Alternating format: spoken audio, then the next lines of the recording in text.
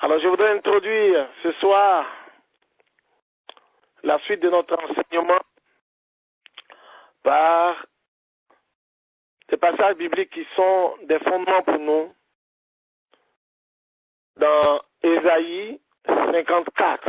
Ésaïe 54, verset 2, c'est le passage que Dieu nous a donné en cette année. Élargis l'espace de ta tente, qu'on déploie les couvertures de ta demeure. Ne retiens pas, allonge tes cordages et affermis tes pieux. Et nous savons que nous voulons bâtir sur le fondement des apôtres, selon Actes chapitre 2, bâtir sur l'enseignement des apôtres, la fraction du pain, la communion fraternelle et les prières. Cette année, que Dieu nous donne d'avancer en eau profonde, de confiance à Dieu, d'ouvrir l'espace de foi spirituellement, mais aussi dans notre être intérieur, dans nos émotions, faire confiance à Dieu. Et également au niveau social, pouvoir aller de l'avant avec le Seigneur, dans nos relations, dans nos contacts avec l'extérieur, dans le témoignage, mais aussi dans les actions que nous posons, dans les actes que nous posons. Nous avons commencé à parler d'une série de bénédictions que Dieu nous réserve, en plus de la vie éternelle. Et ces bénédictions se résumaient en des points précis que la Bible souligne. Nous les avons nommés des couronnes. C'est l'expression propre utilisée dans la Bible. Nous voulons donc nous rester fidèles à la parole de Dieu ce soir. Et sans revenir tout à fait au début, je veux continuer avec ce dont nous avons parlé les semaines dernières. Continuer avec la couronne de joie. Nous en avons parlé. Je passe donc brièvement là-dessus. Je l'ai dit que les chrétiens qui étaient sauvés, comme l'apôtre Paul pouvait le dire, il disait que, en effet, c'est vous qui êtes son espérance.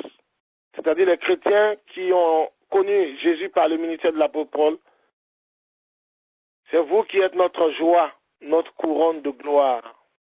Il s'agissait des Thessaloniciens. Et nous avons compris que cette couronne de gloire était donc réservée à ceux qui amènent des personnes au Seigneur. Nous avons lu 1 Thessaloniciens 2, 19 à 20. J'insiste là-dessus. Et ce soir, pour moi, ce n'est pas une répétition. Au contraire, c'est le Seigneur qui nous interpelle. Pourquoi? Parce que une fois que nous donnons notre vie au Seigneur, nous sommes censés rentrer.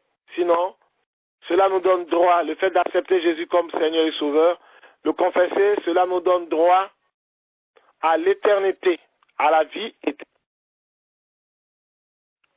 Alors pourquoi sommes-nous encore sur terre? Il y a plein de passages de la Bible qui soulignent que s'il n'y a personne qui parle de Jésus, depuis Ésaïe, depuis les écrits de Paul, les écrits qui parlent de Jésus, comment attendront-ils s'il n'y a pas de messager? Donc le Seigneur veut que nous soyons des canaux pour amener des âmes au Seigneur. Et cette œuvre donne de la joie au ciel. C'est à juste titre qu'on parle de la couronne de joie, parce qu'il y a de la joie au ciel pour ceux qui sont des instruments pour amener des âmes au Seigneur. Je voudrais ce soir souligner la vérité qu'il y a dans le fait d'amener ces âmes au Seigneur, les bénéfices que nous avons la joie au ciel. nous faisons partie de ceux qui donnent la joie au Seigneur à cause des âmes qui viennent à lui, mais la Bible nous dit, comme je l'ai dit, que c'est une sagesse dans Proverbe chapitre 11, verset 30, qu'il est sage de gagner des âmes pour Christ. Proverbe chapitre 11, verset 30,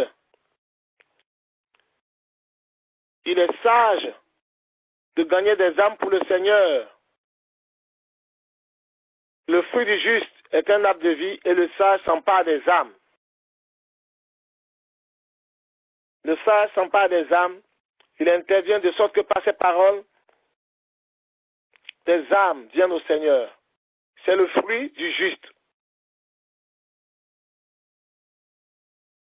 C'est-à-dire qu'à cause du témoignage que nous donnons, des personnes qui étaient méchants, mauvais, qui étaient des personnes chargées de pensées négatives, peuvent désormais être des instruments de bénédiction dans la société. Et le fait que nous annonçons l'évangile est une attaque, est une possibilité que Dieu nous donne pour détruire le péché. Quand nous amenons des âmes au Seigneur, ces personnes se convertissent et le péché dans leur vie s'arrête. Nous participons à ce que le règne vienne sur terre, que ton règne vienne. C'est amener des âmes au Seigneur. Nous sommes aussi des instruments pour rendre Dieu heureux. Luc chapitre 15, verset 10. Nous sommes cause de joie de Dieu. Il y a de la joie dans le ciel quand des âmes sont gagnées pour Christ. Et nous allons plus loin dans Daniel. Daniel chapitre 12. Dans Daniel chapitre 12, verset 3. Et ce passage nous a beaucoup interpellés. Daniel chapitre 12, verset 3. Je lis, ceux qui auront été intelligents brilleront comme la splendeur du ciel. Et ceux qui auront enseigné la justice à la multitude brilleront comme les étoiles à toujours et à perpétuité. Quand la Bible dit que nous qui aurons enseigné la justice, il s'agit de Jésus. À la multitude, Dieu dit que tout le monde doit parvenir à la connaissance de la vérité. Et si nous disposons d'enseigner cette vérité, nous sommes des instruments de grâce, des instruments de bonheur, des instruments de bénédiction. Non seulement sur cette terre, mais nous sommes des étoiles. Nous allons briller comme des étoiles à toujours. C'est-à-dire, en commençant sur cette terre, quelquefois, quand des hommes de Dieu ou des enfants de Dieu vont témoigner, il y a une gloire du Seigneur qui les accompagne. Et des personnes qui se convertissent, à qui, les quelques rares personnes à qui Dieu donne la grâce de voir ce qui se passe dans le spirituel, ils les voient entourés de grandes lumières. Alors, il y a quelque chose de vrai, de concret dans le fait que quand nous sommes comme des étoiles sur la terre, c'est-à-dire à toujours, à perpétuité, c'est-à-dire ça commence dans la et dans l'éternité. Dieu voudrait nous exhorter à prendre notre travail de témoin. Le pasteur peut exhorter, il peut prier, il peut sortir quelquefois. Mais c'est nous en général, chrétiens, d'un certain âge, chrétiens jeunes, chrétiens ados, c'est nous qui sommes appelés à témoigner là où nous travaillons, à parler de Jésus là où nous sommes, à dire que Jésus fait du bien. Comment? À témoigner par nos bouches, à témoigner par notre manière de vivre, de telle sorte que ceux qui nous voient Christ en nous, à témoigner par notre caractère, à témoigner par nos actions. que nous soyons bons. Je vous en prie, que ne pas des canaux pour fermer la porte du salut aux autres. Mais on ne peut pas être chrétien, je le souligne et je vais insister là-dessus. On ne peut pas être chrétien et que par notre vie, des personnes ne soient pas motivées à se donner au Seigneur. Si nous sommes chrétiens et que notre chrétienté nous donne l'occasion d'avoir la joie à l'église les dimanches, de pouvoir prier Jésus quand nous sommes dans le besoin, et que notre chrétienté ne concerne que nous, notre bonheur, notre bien-être et notre assurance tranquille d'être sauvés, ou nous et notre famille, que notre chrétienté ne concerne que notre petit cercle et que nous ne sommes pas concernés, on ne se sent pas touchés par le fait que des âmes doivent être sauvées dans des kilomètres, dans les régions qui nous entourent, dans les villages, je veux dire dans les lieux reculés, ou même dans la ville où nous sommes. Que nos amis au travail, nos collègues, nos visiteurs, si tu as un cadre commercial, si tu es dans une entreprise, tes collègues, ou si tu as une famille élargie, tous les membres de la famille, où que tu sois, si on n'a pas le souci du salut de ces âmes, il y a un problème. Et si on est chrétien, et que Dieu ne demande pas, Dieu n'attend pas de nous qu'il y ait résultat dans l'immédiat, mais il veut nous voir en action. Nous n'avons pas un rapport où Dieu attend forcément à telle date, à tel moment, des âmes de notre part qui doivent être sauvées. Mais le Seigneur veut que nous témoignions tout le temps. C'est dommage de se rendre compte que nous sommes chrétiens et malheureusement, notre vie n'est pas une source de salut pour les autres. Ce n'est pas normal. On ne peut pas être chrétien. Qu'est-ce qui se passe dans notre vie de sorte que on est retenu, on est bloqué? Je comprends qu'on peut être timide, qu'on peut tout faire, on n'arrive pas à parler, mais pas ton caractère, pas ta manière de vivre, pas ton comportement. Personne qui t'entoure, qui travaille avec toi, qui te côtoie,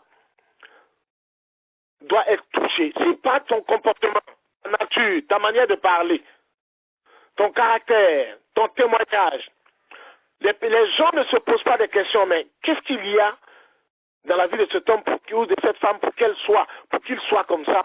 Ça me donne envie de le suivre, ça me donne envie d'aller découvrir. Tu me donnes envie de savoir la force, d'où vient la force qui t'anime, d'où vient que tu es comme ça. S'il n'y a rien en nous qui attire les autres, ou que si nous ne sommes nous-mêmes pas motivés pour attirer les autres d'une manière ou d'une autre, que ce soit par la prière, il y a un problème. Je vous dis qu'il y a un réel problème dans notre engagement. C'est-à-dire, on n'a pas cette soif-là de dire, moi j'ai reçu le salut, j'ai reçu le bonheur, j'ai reçu la bénédiction. Et on n'a pas cette soif-là de le transmettre aux autres. C'est qu'il y a un problème dans notre fondement. Que Dieu nous aide ce soir à dire, réellement Dieu m'a fait du bien, je ne peux pas le garder pour moi seul. Si ce n'est pas le cas, si tel n'est pas le cas ce soir, je vous en prie, réglons ce qui empêche que nous soyons des témoins. Réglons, mettons en ordre notre marche, notre manière de parler, notre manière de marcher, notre manière d'agir. Réglons, mettons en ordre ce qui est un obstacle au fait que nous soyons des témoins. Que le Seigneur nous soutienne. Au nom de Jésus. Je voudrais qu'on parle de la couronne de justice rapidement. Nous allons parler. On a lu les passages concernant la couronne de justice. Et on a souligné que la couronne de justice, en fait, n'était pas le fait que nous soyons justifiés pour avoir la vie éternelle. Non. La couronne de justice était réservée, est accordée à tous ceux qui sont sauvés. Et n'est pas la couronne plutôt qui est accordée à tous ceux qui sont sauvés, mais elle est une récompense que doivent mériter ceux qui sont sauvés. La couronne La justice divine ne se mérite pas. Ça, c'est la justice de Dieu. Nous l'avons eu par la foi parce que nous croyons en Dieu. Mais la couronne de justice, elle, vient comme une récompense. Une récompense de ceux qui ont travaillé, ceux qui ont œuvré, ceux qui se sont donnés pour souffrir afin que des âmes soient sauvées. L'apôtre Paul disait, j'ai combattu le bon combat de la foi. C'est-à-dire qu'il a livré des batailles, qu'il s'est donné, mais il n'a jamais abandonné le Seigneur. Il s'est tenu à cette bonne course. Il a dit que j'ai achevé la course. J'ai achevé la course et la couronne m'est réservée. Il y a une couronne. Il est sauvé, mais à cause qu'il a mené de la lutte, de la persévérance, de tout ce qu'il a eu à mettre en place pour que l'œuvre de Dieu soit accomplie. Vous savez, quand on sert Dieu, il y a une volonté qui participe à l'œuvre de Dieu. Dieu voit tout cela. Pendant que nous sommes dans un contexte où chacun s'intéresse à son avenir, à sa santé, à sa bénédiction, à tout ce qui est du bon, il y a des personnes qui ont sacrifié pour l'intérêt de Dieu. Ces personnes, elles sont souvent très bien persécutées. Mais Dieu dit que pour ces personnes qui tiennent ferme et qui vont jusqu'au bout, il y a une couronne. Donc, Seigneur béni, il est d'accord.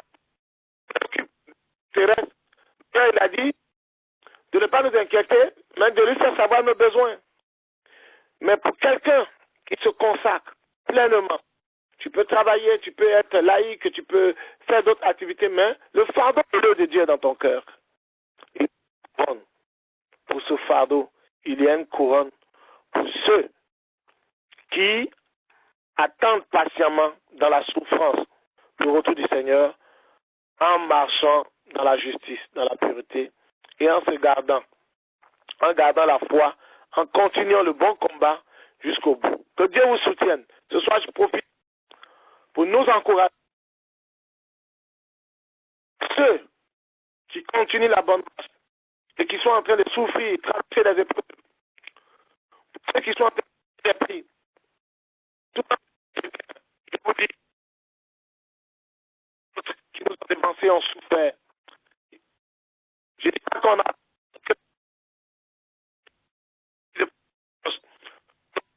coupé comme les apôtres.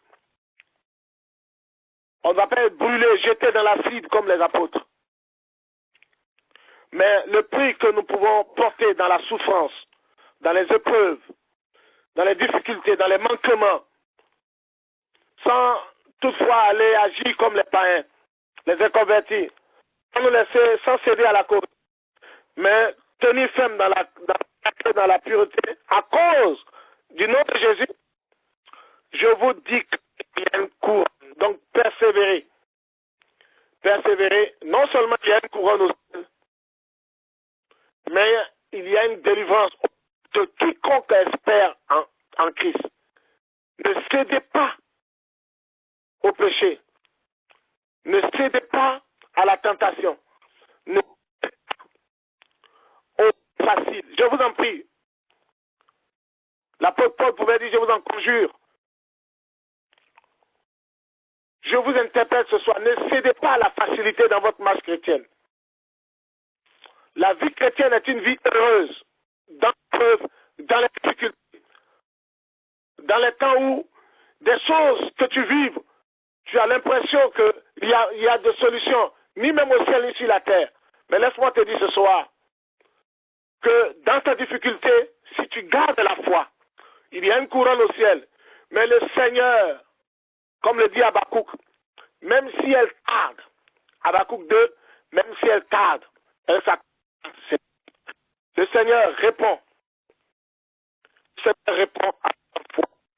Il répond à notre détermination. Il répond à notre courage. C'est nous qui décidons volontairement de rester fermes Le Seigneur pourrait nous le dire en Jacques chapitre 4, 17, il dit résistez au diable. Il y a une question de volonté. De dire je souffre, je travaille des épreuves, mais je tiens ferme pour la gloire de Dieu. La deuxième chose, certainement que dans ta vie personnelle, tu n'es pas encore résolu. Tu es vacillant. Tu n'es pas encore déterminé. Je ne dis pas que tu fais ta vie à la légère, non. C'est un non. Il y a des choses qui sont difficiles à abandonner. Des faiblesses, des péchés, des légèretés. Oui, tu es Dieu. Et tu es bien conscient que cette démarche, Dieu veut dès ce soir que tu penses à lui. Une couronne pour toi au ciel. Si tu le décides, une résolution ce soir, une voix bonne, une résolution ce soir. Je ne dis pas, il oublie à l'instant T même passé. Et il fait avec toi, il se comporte avec toi, il marche avec toi.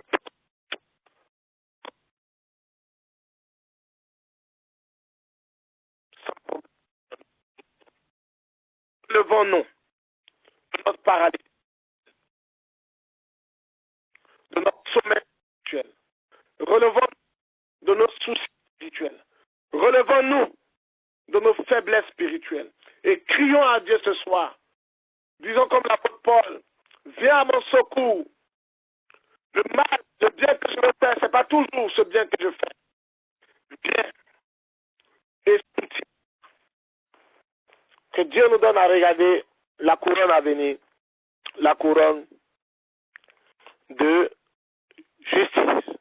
Ce soir, je continue. Je vais parler de la couronne. Alors donc, nous avons parlé de la toute première couronne qui était la couronne de vie. Nous avons parlé de la couronne incorruptible. La troisième couronne, je suis revenu là-dessus, qui est la couronne de joie. Mais semble-t-il, qui est vraiment très important, c'est là, c'est à ce stade que Dieu peut se servir de nous pour être des instruments de joie.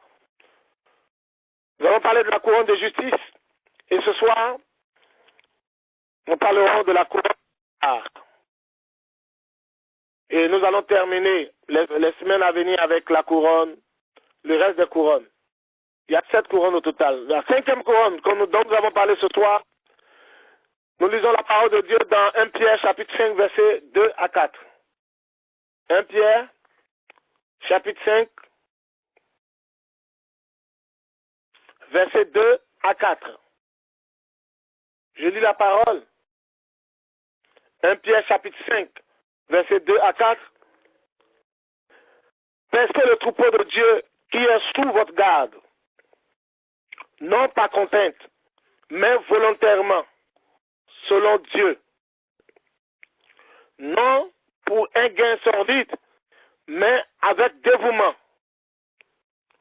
Non comme dominant sur ceux qui vous sont échus en partage, mais en étant les modèles du troupeau. Et lorsque le souverain pasteur paraîtra, vous obtiendrez la couronne incorruptible de gloire. Alors nous parlerons de la couronne incorruptible de gloire ce soir. C'est la couronne que Dieu donne au bon berger. Il est parlé des pasteurs. Quand je parle du pasteur, ce n'est pas forcément celui qui passe devant, qui est responsable de l'Église. Certes, il a une charge, une lourde responsabilité, et nous qui passons devant, nous qui sommes en responsabilité sur l'Église de Jésus, nous serons jugés plus sévèrement. Mais le berger dont il est question ici, il s'agit du responsable du troupeau. Le chrétien, la chrétienne, a des enfants dans sa famille biologique ou des enfants adoptifs, ou qui a des personnes sous sa responsabilité. Tu es un berger. Il faut qu'on soit conscient de cela. Tu peux être au travail, avoir une responsabilité au travail et avoir une personne sous ta garde. Tu es un pasteur. C'est une mauvaise interprétation qui fait qu'on se pense que le peuple est appelé à paître les bergers, la brebis, les brebis. Des personnes qui sont dans le monde, qui ne connaissent pas le Seigneur, c'est des brebis malades. Dieu, vous pensez qu'il va créer le monde, créer l'humanité, créer les hommes et les femmes, et puis les ignorer? Dieu ne regarde pas les hommes de ce monde comme seulement des pécheurs, mais il les regarde comme ses enfants, comme des brebis, des âmes à sauver. Donc que Dieu renouvelle notre conscience, plutôt notre intelligence ce soir, et que nous comprenions, tu es pasteur, mon frère, tu es pasteur dans ton lieu de travail. Même si tu es en position de responsabilité, tu as des amis qui t'entourent. Tu es pasteur, adolescent. Dans ton collège, tu es pasteur.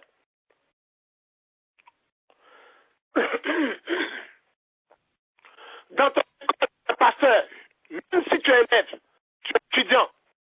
Tu es pasteur à l'université où Dieu t'a mis à cause des brebis qui sont malades, des brebis qui ont le quotient spirituel, des brebis qui ont comment dirais-je, toutes sortes de maladies spirituelles qui les empêchent d'être en bonne santé spirituelle et d'être en pleine forme pour pouvoir marcher, aller, venir tranquillement. La santé spirituelle, c'est en Jésus parce qu'on l'a accepté comme Seigneur et Sauveur. Et les brebis de Jésus, les âmes de Jésus, les âmes de Dieu sont malades. Et nous qui connaissons Jésus, nous sommes en bonne santé, nous sommes les pasteurs. C'est la raison pour laquelle le chrétien doit veiller sur son cœur. Le chrétien doit veiller sur son attitude, son caractère. Le chrétien est pasteur de tous ses amis du monde qui ne connaissent pas le Seigneur. Pourquoi? Tu es appelé à intercéder pour eux, à prier pour eux, à te soucier de leur âme. Non seulement, mais au-delà de cela, à cause du bien spirituel que tu as en charge dans ton cœur comme fardeau, le Seigneur même peut intervenir dans tous les domaines, dans tous les autres aspects de leur vie. Il faut qu'on prenne conscience ce soir que nous sommes des pasteurs où nous sommes. Pasteur, ça veut dire quoi? Père les brebis de Dieu. Il s'agit de l'Église. Premièrement, des brebis de l'Église. C'est de il s'agit aussi des âmes qui doivent hériter, qui doivent parvenir à la connaissance de Dieu. Oui, Dieu t'a placé là où tu es, pour que tu prennes soin, pour que tu prennes, pour que tu pries, pour que tu aies des tracts, des versets bibliques, des désirs pour dire comment est-ce que telle personne, tel ami, comment est-ce que tel collègue qui me crée des problèmes, qui me met des bâtons dans les roues, qui m'énerve, va parvenir à la connaissance de Jésus. C'est ça être pasteur. Pasteur, c'est être berger, c'est celui qui suit les brebis. Bon, malade comme en bonne santé. Il y a des personnes qui ne sont pas encore chrétiens, mais qui sont des âmes, qui seront chrétiens demain, dans l'avenir. Mais Dieu, et toi, là où tu te trouves, si tu n'as pas conscience que Dieu t'a mis là, pour que tu pries pour eux, pour leur salut, pour que par ton comportement, ces personnes voient que Jésus existe, et que tu témoignes. Si tu ne fais pas le travail d'un pasteur, je suis désolé, tu n'as pas compris notre but, le but pour lequel nous sommes encore sur terre.